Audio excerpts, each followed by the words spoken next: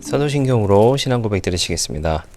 전능하사 천지를 만드신 하나님 아버지를 내가 믿사오며 그 외아들 우리 주 예수 그리스도를 믿사오니 이는 성령으로 잉태하사 동정녀 마리아에게 나시고 본디오 빌라도에게 고난을 받으사 십자가에 못 박혀 죽으시고 장사한 지 사흘 만에 죽은 자 가운데서 다시 살아나시며 하늘에 오르사 전능하신 하나님 우편에 앉아 계시다가 저리로서 산 자와 죽은 자를 심판하러 오시리라.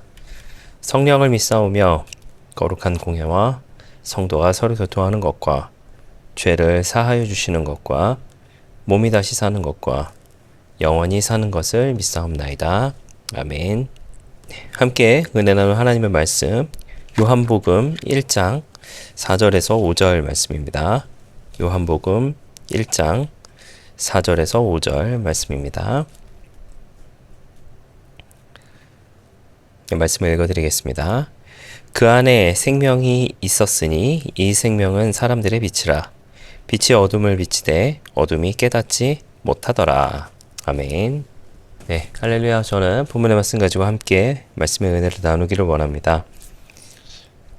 요한복음 1장은 이제 요한복음에만 등장하고 있는 내용이다라고 말씀을 드렸었고, 특별히 이제 1장에서부터 이제 18장까지 1절에서부터 18절까지의 내용은 여러 가지 중요한 내용들을 좀 많이 담고 있기에 잠깐 그 내용들을 좀 깊이 좀 살펴보고자 계속해서 좀 말씀을 이어가고 있습니다.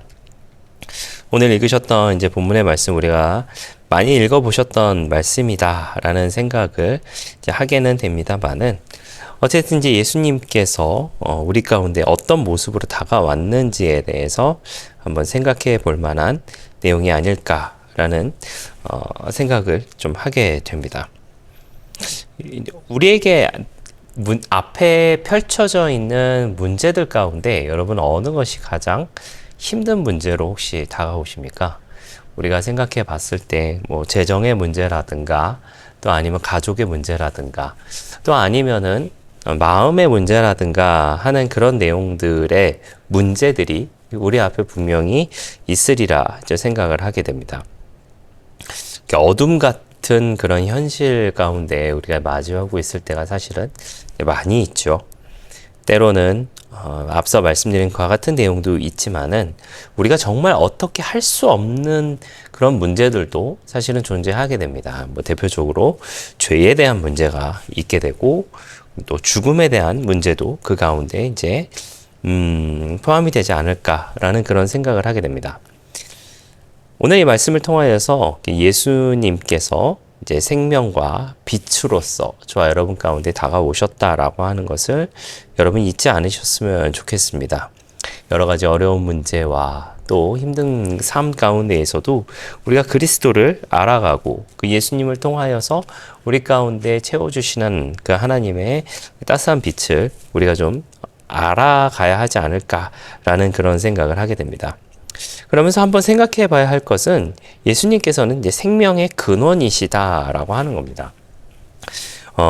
요한복음 1장에서부터 이제 1장 1절에서부터 18절까지의 내용은 사실은 조직신학적으로 우리가 좀 접근할 필요가 있어요. 이 내용 안에 있는 내용들이 굉장히 좀 철학적인 내용도 많이 등장을 하고 있고 그냥 글자만 읽어서는 사실은 이해하지 못할 만한 그런 내용들도 많이 있다라고 하는 것이죠.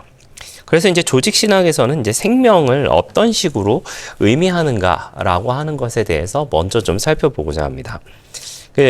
신학은 여러 가지가 있습니다. 뭐 성서신학이라고 하는 것도 있고 실천신학이라고 하는 것도 있는데 이제 이 조직신학이라고 하는 것 안에서 생명은 이제 단순히 살아있는 상태를 넘어서서 영원한 생명 그리고 영적 생명 그리고 하나님과의 연합 이와 같은 것들을 이제 의미하고 있다라고 이야기합니다. 여러분, 예수님께서는 생명의 주인이십니다. 그리고 그 예수님께서는 창조주이시다라고 하는 것을 요한복음 1장 전체를 통하여서 우리 가운데 보여주고 있다라고 하는 것이죠. 태초에 말씀이 계셨다라고 하는 것으로서 모든 것을 창조하신 분이 바로 예수님이시다. 그리고 하나님께서 세상을 창조하실 때 예수님께서 함께 하셨다라고 하는 것을 이제 지난 시간 그리고 지지난 시간에 이제 같이 좀 말씀을 좀 나눴었습니다.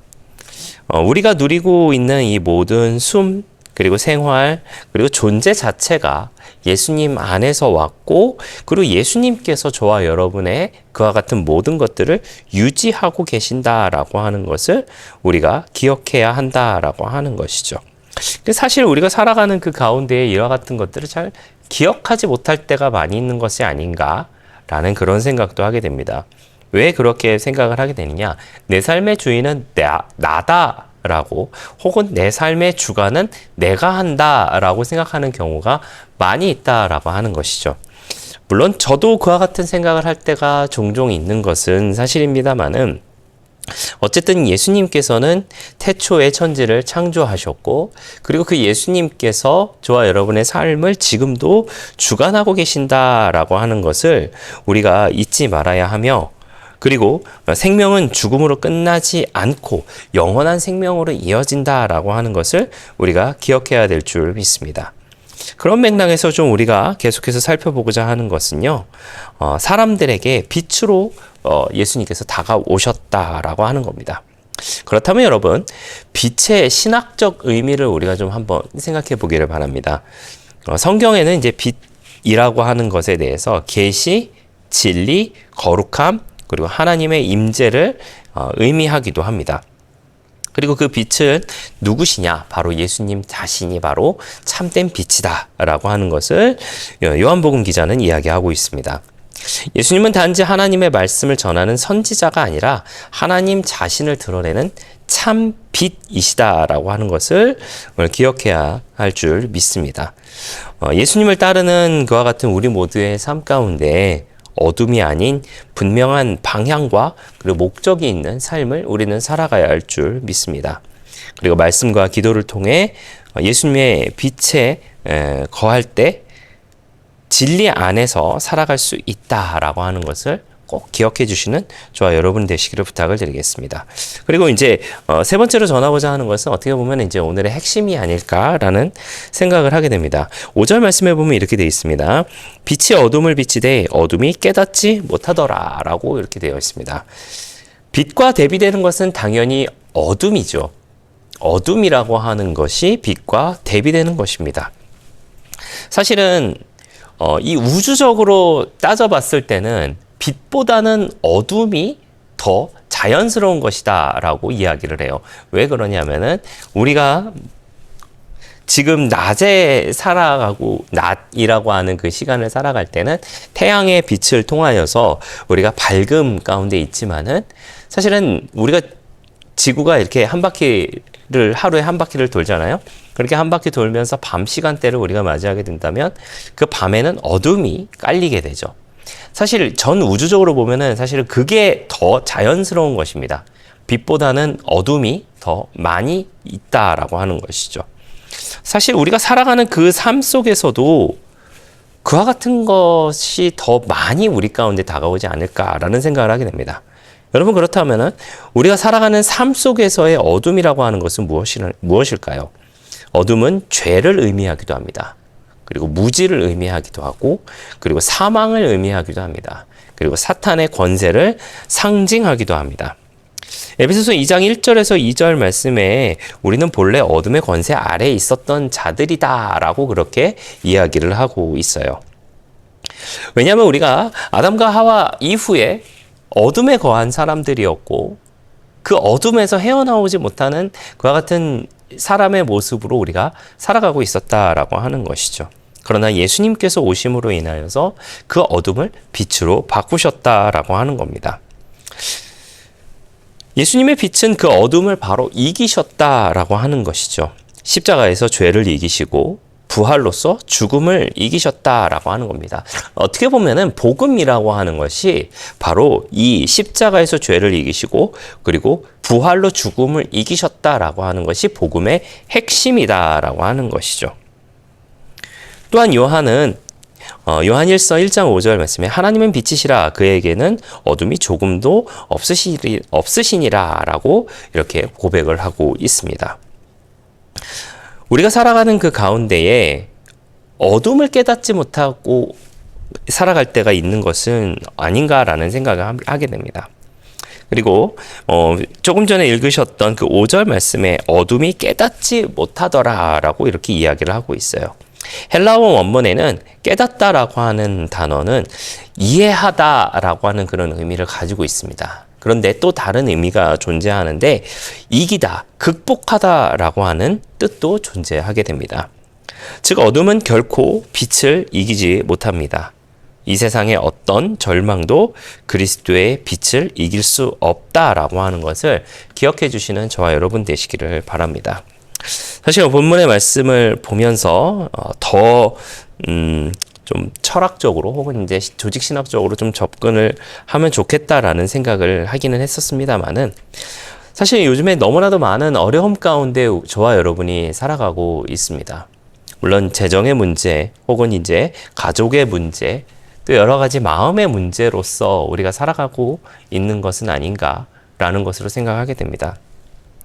때로는 그와 같은 것들이 혹여나 해결되지 않는다 할지라도 때로는 그와 같은 것들이 내 마음대로 풀리지 않는다 할지라도 여러분이 낙심하지 않으셨으면 좋겠습니다.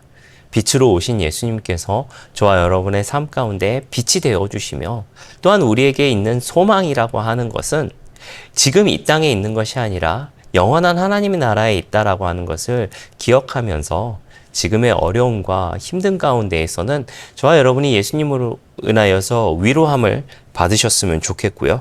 그리고 빛으로 오신 예수님으로서 우리에게 있는 모든 어두움을 넉넉하게 극복하며 나아가시는 저와 여러분 되시기를 부탁을 드리겠습니다. 그 예수님께서는 생명의 빛으로서 저와 여러분 가운데 오셨기에 그 예수님이 저와 여러분이 함께하고 계신다는 것을 잊지 않고 마음을 더욱더 곤고히 하며 굳건히 이기며 살아가시는 저와 여러분의 복된 삶의 모습 되시기를 예수님의 이름으로 부탁을 드리겠습니다. 기도하겠습니다. 좋으신 아버지 하나님, 우리가 살아가는 모든 순간이 혹은 어둠일지도 모르겠습니다. 그리고 순간순간마다 어둠에 빠져 살아가고 있는지도 모르겠습니다. 그러나 예수님은 생명이시고 또한 빛이심을 우리가 알게 되었사오니 그 빛 안에 거하며 살아가는 우리 모두가 되게 하여 주시옵소서. 예수님 안에 거할 때에 우리가 더욱더 삶의 희망을 얻고 살아가게 하여 주시며 또한 소망을 얻고 살아가는 우리 모두가 될 때에 더 좋은 것으로 주시는 그 예수님을 바라보며 나아가는 우리 모두가 되게 하여 주시옵소서. 감사드리며 예수님의 이름으로 기도하였습니다. 아멘. 주기도문으로 마치겠습니다. 하늘에 계신 우리 아버지여, 이름이 거룩히 여김을 받으시오며 나라가 임하시오며 뜻이 하늘에서 이루어진 것 같이 땅에서도 이루어지이다. 오늘 우리에게 일용할 양식을 주시옵고 우리가 우리에게 죄 지은 자를 사하여 준 것 같이 우리 죄를 사하여 주시옵고 우리를 시험에 들게 하지 마시옵고 다만 악에서 구하시옵소서. 나라와 권세와 영광이 아버지께 영원히 있사옵나이다. 아멘.